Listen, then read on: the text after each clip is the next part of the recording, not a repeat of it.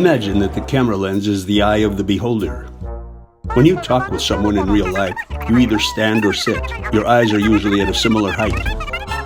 The same rule applies here. The worst mistake is to place your camera looking up. Apart from seeing your chin and face from below, there is a slouch and shortening of the arms, and a somewhat less attractive presentation. Make sure to raise the camera, laptop, or smartphone to about eye level.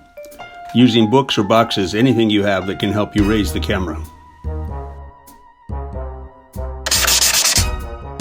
If the intended audience of your video sits in front of a computer, it is recommended to shoot horizontally. Likewise, shoot horizontally if you plan to upload your material on YouTube or any streaming platform.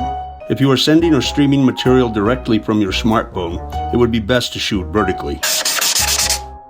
Avoid revealing your open safe or family members in bathrobes wandering by, all the more without bathrobes.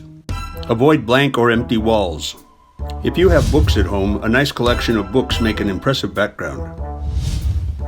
A cat or dog can be distracting, but they may also warm up your image. We recommend a minimum of 1/2 meter or even more between you and your background. Shooting in the day, do not sit with a window behind you, unless you want to hide your face. Your face will be a silhouette and the window will appear completely washed out by the light.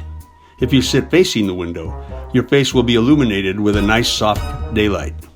If you are shooting in the evening, use an additional light. You may want to soften the light by draping a thin white material or piece of tracing paper over it.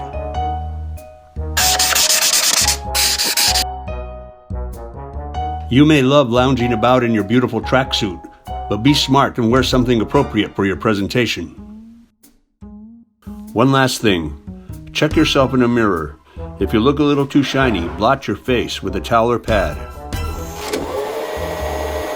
If you've watched this movie for a second time, it means that you want to look good in front of the camera. And that was all we wanted to accomplish.